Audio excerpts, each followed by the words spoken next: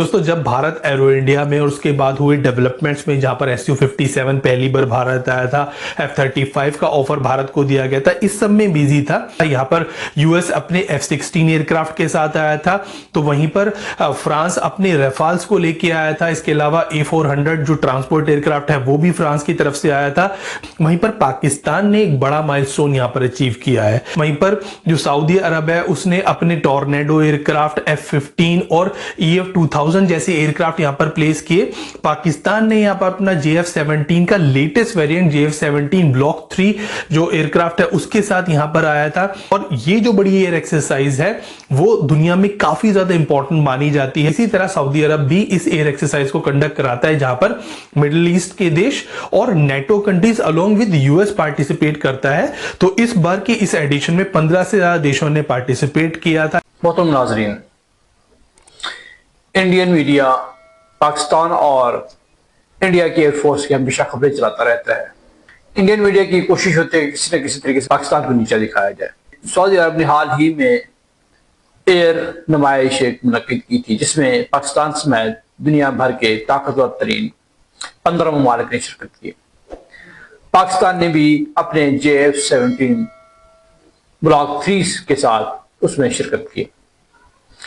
उसमें जर्मन के त्यारे भी थे, फ्रांस के त्यारे भी थे, यूनाइटेड स्टेट्स के त्यारे भी थे, चाइना के त्यारे भी थे। मतलब कि पूरी दुनिया के बेहतरीन त्यारे वहां पर उस नुमाइश में उन्होंने शिरकत की। कि पाकिस्तान के एयरक्राफ्ट हैं वो दुनिया के मुकाबले में ना सिर्फ सस्ते हैं बल्कि इनकी जो रेंज है 4.5 जनरेशन की रेंज है। उसमें इन त्यारों में वो तमाम खसूसियात हैं जो कि 4.5 जनरेशन के त्यारों में पाई जाती हैं। लिहाजा इनको बहुत ही पसंद किया गया और पाकिस्तान के इस एयरक्राफ्ट JF-17 थंडर की पूरी दुनिया में धूम मची हुई है। ये इंडिया को बहुत ही नागवार गुजर रहा है। अब आप देखेंगे कि इंडियन एनालिस्ट किस तरह इसका तजिया कर रहा है। वो सिर्फ ना सिर्फ पाकिस्तान की एयरफोर्स को पावरफुल बता रहा है बल्कि इंडिया की एयरफोर्स के लिए वो उसके पास अल्फाज नहीं है कि वो किस तरह वो बयान कर सके। उसके कहने के मुताबिक पाकिस्तान और ईरान के दरमियान JF-17 थंडर लेने की बातचीत चल रही है। अजरबैजान ने 16 एयरक्राफ्ट का ऑर्डर दे दिया है। इराक ने 12 एयरक्राफ्ट का ऑर्डर दे दिया है। जो बर्मा है उसने पहले ही 13 एयरक्राफ्ट पाकिस्तान से ले चुका है, जबकि 3 और मजीद उसको डिलीवर होने हैं। नाइजीरिया ने 3 एयरक्राफ्ट का ऑर्डर दिया था जो कि उसको डिलीवर कर दिया गया है। और पाकिस्तान के अंदर खुद 160 JF-17 थंडर इस वक्त इस्तेमाल में है, जबकि 27 मजीद पाकिस्तान की एयरफोर्स के बेड़े में मजीद इन्होंने शरीक होना है। अंदाजा करें, जबकि इंडियन जो एयरफोर्स है उसका एक कमाल आप देखें कि इस वक्त भी वो अपने तैयारी कंप्लीट नहीं कर पा रहे, जबकि उनको 42 स्क्वाड्रन जो है ना वो दरकार है, जबकि उनके पास इस वक्त 32 स्क्वाड्रन मौजूद हैं। रहा उनका तेजाज का उनको अभी तक सिर्फ एक इंजन मिला है जो कि 2026 में जाके कंप्लीट होगा और आगे न जाने क्या होता है क्या नहीं होता। अंदाजा करें कि ये इंडियन एयरफोर्स की हालत हजार है, जबकि पाकिस्तान की JF-17 थंडर की धूम पूरी दुनिया में मची हुई है। आगे चलकर आपको ये सब दिखाएंगे। आगे बढ़ने से पहले आपसे गुजारिश है कि अगर आपने मेरे चैनल को सब्सक्राइब नहीं किया तो सब्सक्राइब कर लीजिए और वीडियो को लाइक करना मत भूलिए। आइए देखते हैं कि इंडियन तज्जिया निगाह किस तरह पाकिस्तान के गुण गा रहा है। दोस्तों जब भारत एरो इंडिया में और उसके बाद हुए डेवलपमेंट्स में जहां पर SU-57 पहली बार भारत आया था, F-35 का ऑफर भारत को दिया गया था, इस सब में बिजी था। वहीं पर पाकिस्तान ने एक बड़ा माइलस्टोन यहां पर अचीव किया है। दरअसल पाकिस्तान ने सऊदी अरब में हुई एक बड़ी एयर कॉम्बैट एक्सरसाइज जिसको स्पीयर ऑफ विक्ट्री बोला जाता है, जो कि हर कुछ सालों बाद सऊदी अरब कंडक्ट करता है, उसमें पार्टिसिपेट किया था। और इस पार्टिसिपेशन से पाकिस्तान को आने वाले दिनों में काफी सारे ऐसे स्ट्रेटेजिकल बेनिफिट्स होने वाले हैं जो पाकिस्तान को कहीं ना कहीं भारत के ऊपर एक रणनीतिक बढ़त दिलाएंगे। तो इस वजह से पाकिस्तान का ये जो माइलस्टोन है काफी ज्यादा इंपॉर्टेंट माना जा रहा है।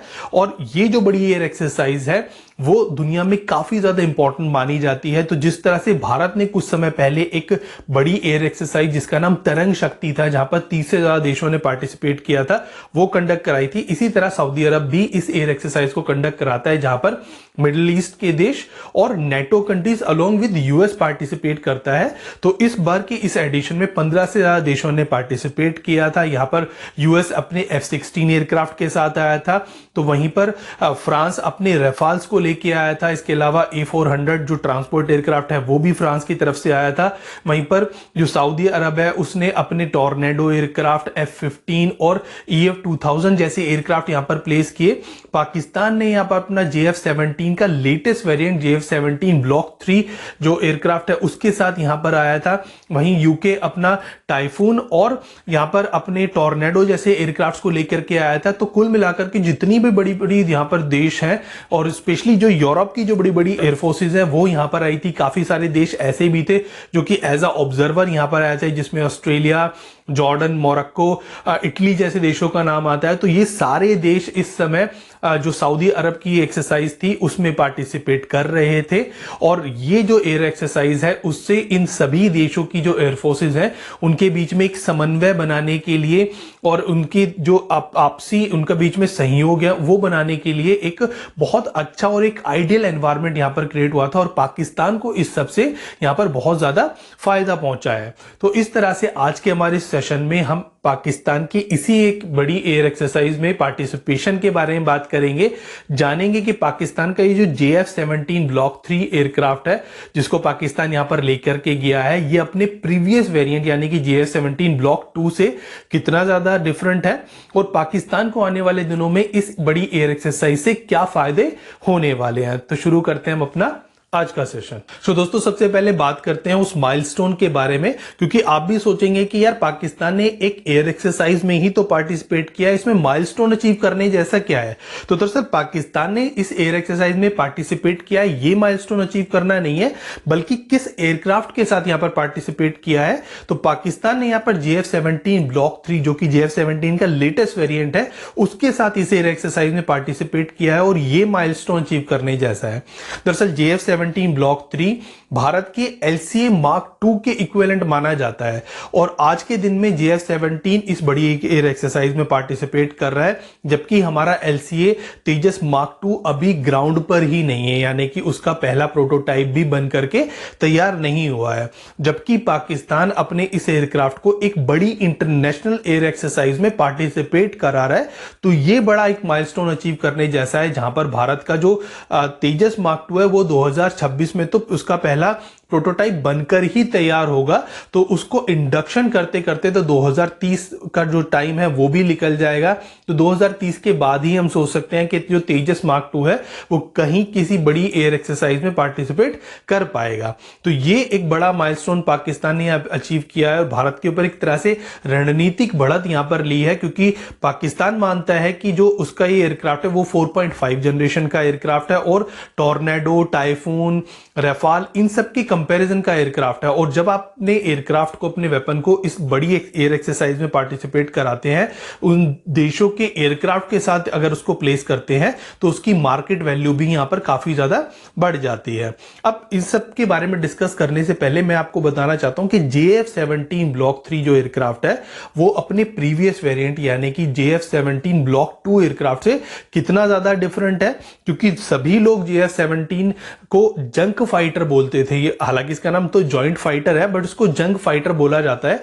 बट ये जो नया वेरिएंट पाकिस्तान ने बनाया यानी कि JF-17 ब्लॉक 3, इसमें उन कमियों को काफी हद तक सुधारा गया है जो कि JF-17 ब्लॉक 2 के साथ थी। JF-17 ब्लॉक 2 के तो आए दिन आप भी जानते हैं कि उसके इंसिडेंट होते रहते थे, उसके क्रैशेस तो इस साल भी हुआ है, उसका क्रैश जून के महीने में 2024 में।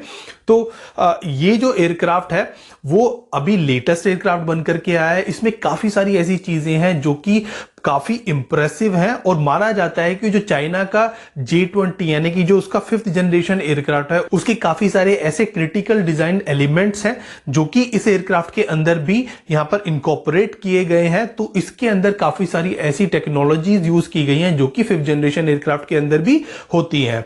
तो इसीलिए इस एयरक्राफ्ट को आज के दिन में पाकिस्तानी एयरफोर्स का काफी ज्यादा लीथल और काफी ज्यादा एडवांस वेपन वेपन माना जाता है। इस एयरक्राफ्ट के अंदर पाकिस्तान ने काफी सारे चेंजेस किए हैं। इसके इंजन को यहां पर चेंज किया गया है, जहां पर RD-93MA जो कि RD-93 का एक इंप्रूव्ड वर्जन है, जो कि रशियन इंजन है, वो यहां पर यूज किया गया। हालांकि चाइना ने अपना WS-13 इंजन इसके लिए यहां पर पाकिस्तान को ऑफर किया था, पर पाकिस्तान ने यहां पर रशियन इंजन के साथ जाना ही सही समझा, इसीलिए यहां पर रशियन इंजन को यूज किया गया है। और ये इंजन इस एयरक्राफ्ट को ज्यादा थ्रस्ट पैदा करने में मदद करता है। इसके अलावा इसकी जो पेलोड कैपेसिटी है वो भी इस इंजन के आने के बाद इंक्रीज हुई है। ये एयरक्राफ्ट ज्यादा मैनूवरेबल और ज्यादा स्टेबल एयरक्राफ्ट बनकर के उभरा है। इसके अलावा यहां पर जो रेडार है वो भी बदला गया है। यहां पर active electronic scanned array radar, जो कि चाइना का रेडार है KLJ-7A, वो यहां पर यूज किया गया है। और चाइना मानता है उसका ये जो रेडार है वो रशिया के Su-57 के N036 जो रेडार है, जो कि एक फेज एरे रेडार है, उससे भी ज्यादा बेटर है।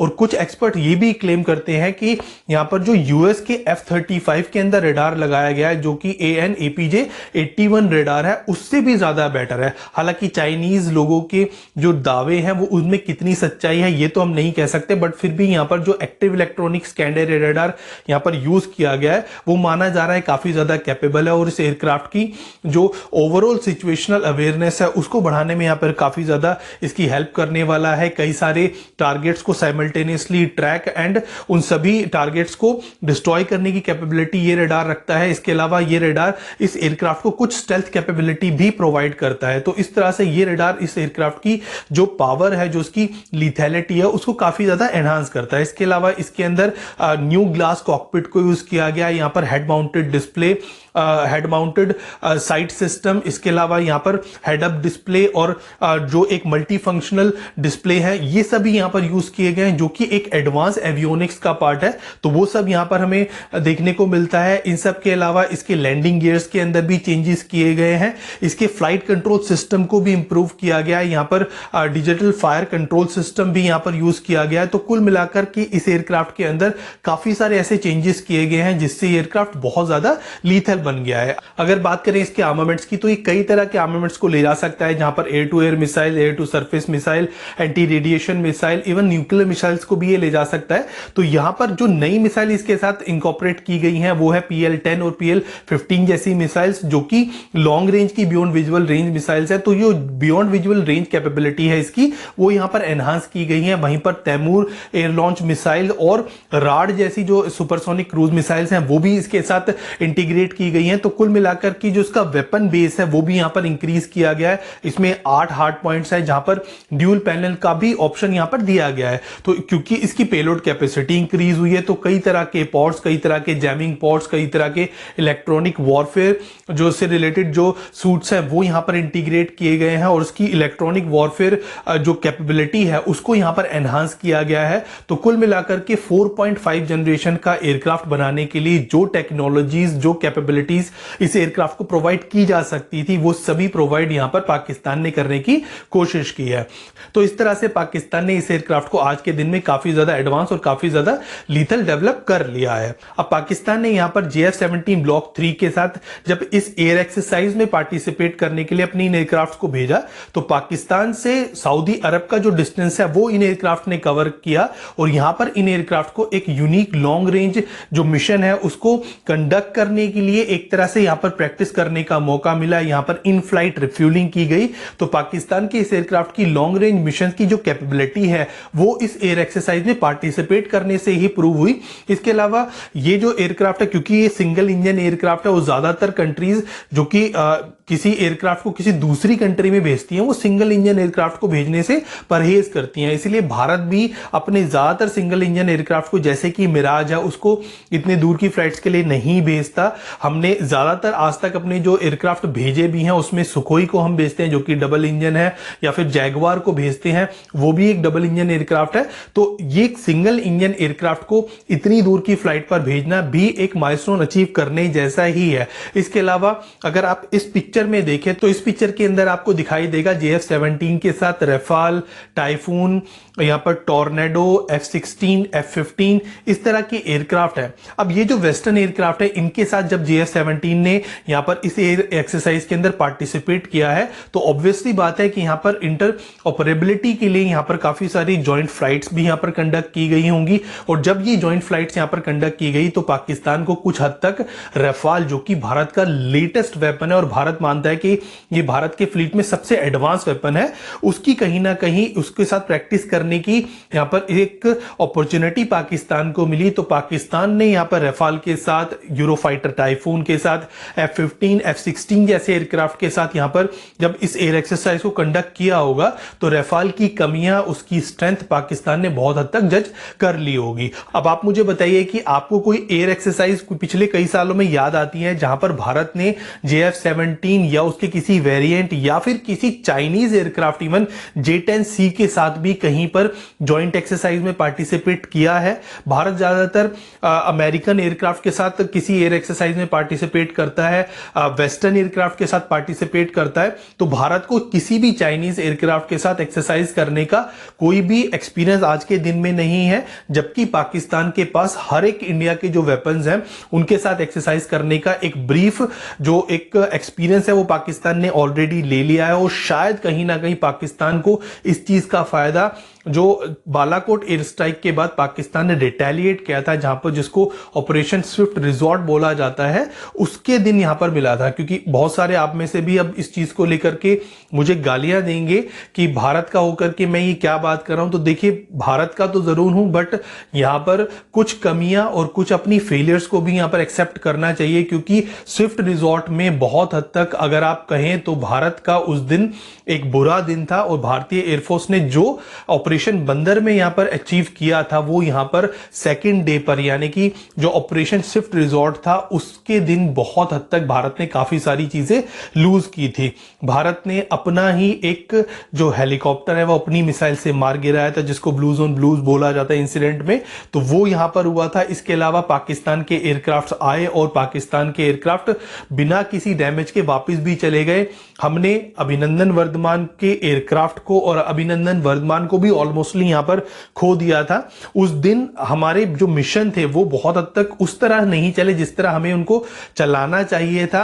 बेस्ट केस सिनेरियो तो तब होता है जब पाकिस्तान के एयरक्राफ्ट हमारे एयर स्पेस में एंटर करते और हमारी जो सरफेस टू एयर मिसाइलें हैं, जो हमारे एयर डिफेंस सिस्टम है, वो पाकिस्तान के 2 या 3 एयरक्राफ्ट को मार गिराते। अभिनंदन वर्धमान अपनी डॉग फाइट में अपने जहाज को बचाते हुए पाकिस्तान के एक एयरक्राफ्ट को मार गिराता, और वो पाकिस्तान की बजाय इंडिया की टेरिटरी में अगर गिरता तो तब हम कह सकते थे कि भारत ने इस मिशन में पूरी तरह सक्सेस को अचीव किया है। पर अनफॉर्चुनेटली ऐसा नहीं हुआ। तो जो एयर एक्सरसाइजेज होती है वो इसी तरह के मिशंस की प्रिपेयरनेस के लिए काफी ज्यादा जरूरी होती हैं, और भारत को भी उन सभी देशों के साथ जिनके पास चाइनीज वेपन्स हैं, चाइनीज एयरक्राफ्ट हैं, या फिर पाकिस्तान के जो एयरक्राफ्ट हैं वो अगर उन कंट्रीज के पास हैं तो उनके साथ यहां पर भारत को भी एक्सरसाइज करनी चाहिए।